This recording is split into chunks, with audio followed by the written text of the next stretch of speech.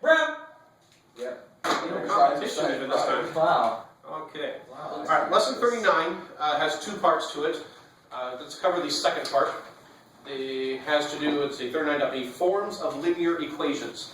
You should be on page 282. You should have your formula sheet out. When we talk about the equation of a line, what form does the equation of a line look like? I'll give you a hint. Y equals mx plus b. That basically is drilled into your brains. It has been for about 2 years now, and it just rolls off the tongue nice and easily. Y equals mx plus b. What do we call this form? Slope intercept. Slope intercept. Why do we call it slope intercept? Because it's slope. Because it tells you the slope and the intercept.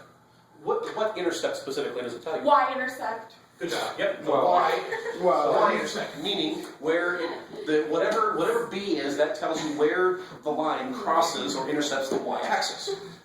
All right. There's another form called double intercept. Whoa, shit. Double intercept, and it looks like this: x over a plus y over b equals 1. Now the nice thing is they are fairly consistent. In this form, b is Y-intercept. Good job. In this form, b is B-intercept. also the y-intercept. Intersect. The y-intercept.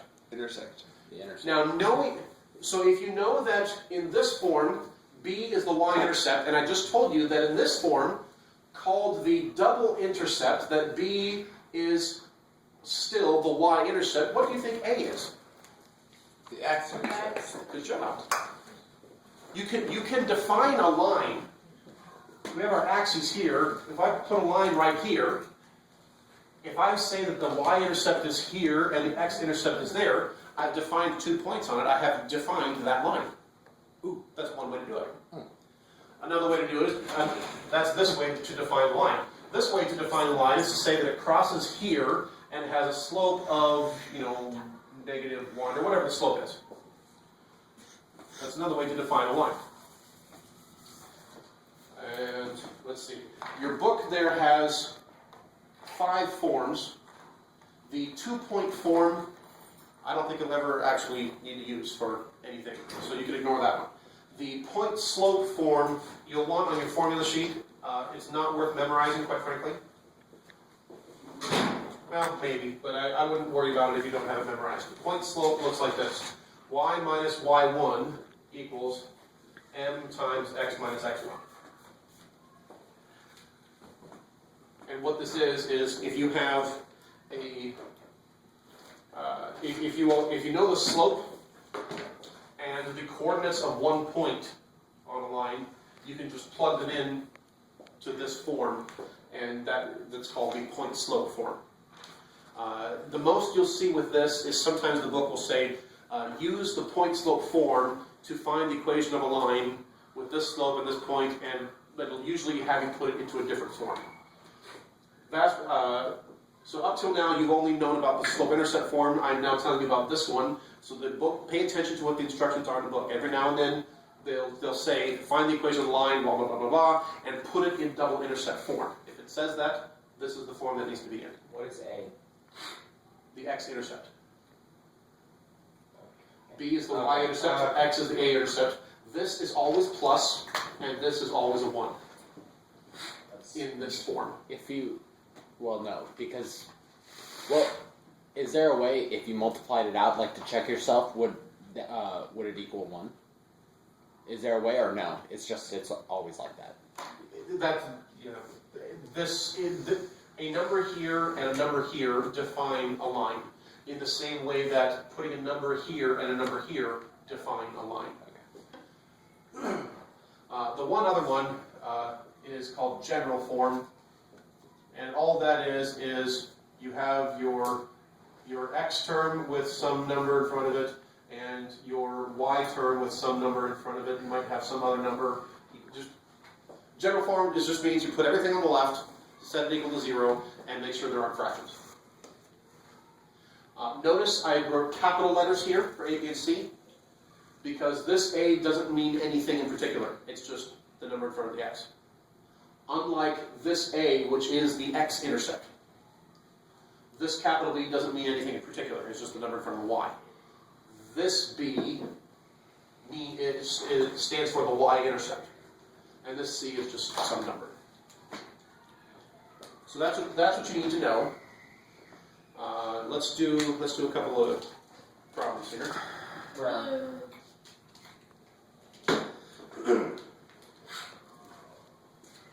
So a couple of examples. If we have, so yes, all these. This is what you want on your formula There sheet. should be a rule. If the color's already up there, it shouldn't be used again. That's true. Hey. That way nobody can pick the No. same color over and over and over again, because then the whole board's going to be brown. Well, then get in there faster. All right. So if we have this line, what form is the equation of this line in? Slope intercept. Hey, Intercept. it stopped being And the blurry. instructions are put it in general form. Oh, that's easy. So you Okay. have Y is equal Seven, to 7/3 3 plus.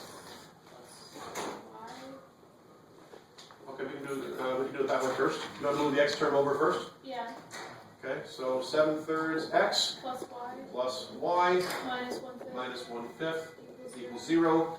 And it does say with integers as the constants. So we just need to get rid of the fractions. Wait, what does that say? Integers of the. With integers as the constants.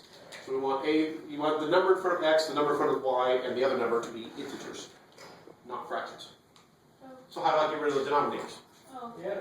Oh, you multiply everything by 15. Multiply everything by 15. Oh, JK, you're doing that. And technically, doing over here, that's a 5. Now, 15 times 0 is 0. 15 over 5 reduces to -3. 3 with the negative. We have a y. There was no denominator, so we have the 15. We have the x. This 35. that was 35. And now we get to the question. Oh, that's easy. That was easy. Good. That's all. Go on. Yes. Sure. Well, you might want to hang on just a second. Because this one's just a smidge harder looking. Actually, go ahead and go. 39.7. Use the point slope form. This one here, which is y minus y1 equals slope times x minus x1. What do you think about x and x1? X is the variable x. x1 is a specific x point. Oh, okay. So the problem here says, I haven't finished writing the problem. I read use the point slope form, so I wrote down the point slope form, except I left the x1, y1, and the m blank, because they're about to give it to me. The slope is negative 1/3. And it goes through the point negative 2, 5. So an x of negative 2 and a y of 5. That's how you use the point slope form. You're given a slope and a point. You just plug the slope in here, and you plug in your x, y coordinates, your x and y. What are we trying to solve? And then it says, put the equation into general form. Oh. All right, let's see, y minus 5. We're looking for general form, so we need to have, all right, so we're going to have to distribute this. Negative 1/3 x. This is going to become plus 2 Minus times 2. negative 1/3 is that. Excuse me.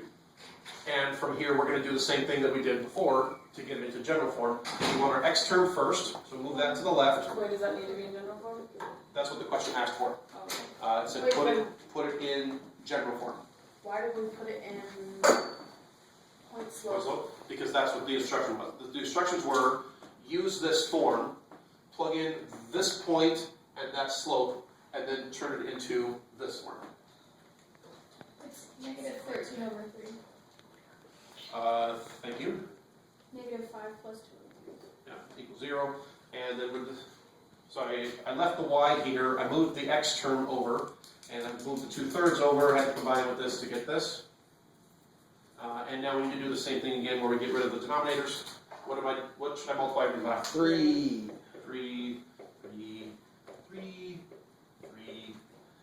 Cancel, cancel, cancel, cancel. 3 times 0 is still 0. Wait, we're getting 13 over 3. Negative 13, 3y. And Moved over 3y to the and three. x. To the other side. This is So you added it to Minus. another 5. Yay. Okay.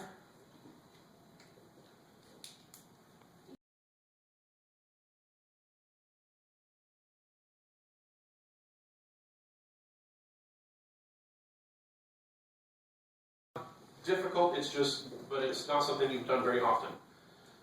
Actually, probably never. All right, we have 2x minus 3y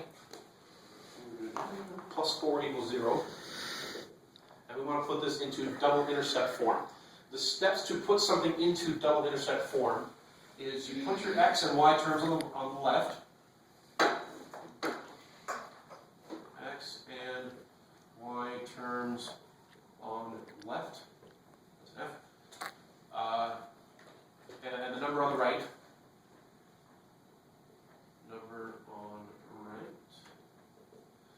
So that's your first step. Then your second, the next thing you need to do is divide everything by whatever that number is on the right. Everything by number on right. And that's where you get the 1.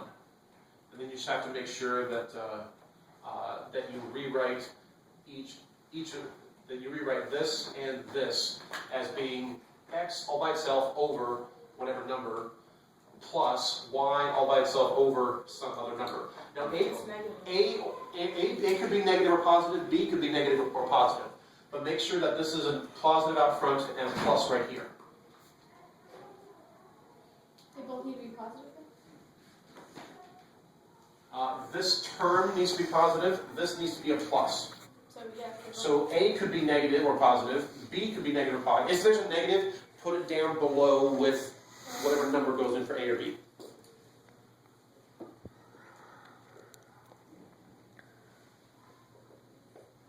So A and B could be positive or negative, as the case may be. So let's follow our steps here. First step, put x and y terms on the left and the number on the right. Okay, so we've got the x term and the y term on the left already. Let's move the number over to the right. So we've got 2x minus 3y equals negative 4. Next step is Divided by negative. I'm going to divide everything by negative 4 so that I get this 1 right here. No, let's do green.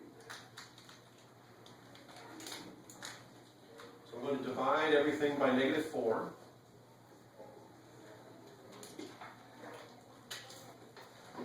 So what do I have? What do I have? Negative 2. 1/2. Let me throw it to the side here a little bit. I've got Yeah. negative 1/2 x 1/2 x plus Plus 3 over 4 y plus 3/4 y plus 3/4 y. That's a 4 and that's a 1. Equals 1. Equals 1. So for my final step then, I need to make it so that it's x over something plus y over something equals 1. So x. a would be, so it'd be negative X over 1/2. negative 2. Negative 2 for here. And what's going to go here? 4. 4. 4/3.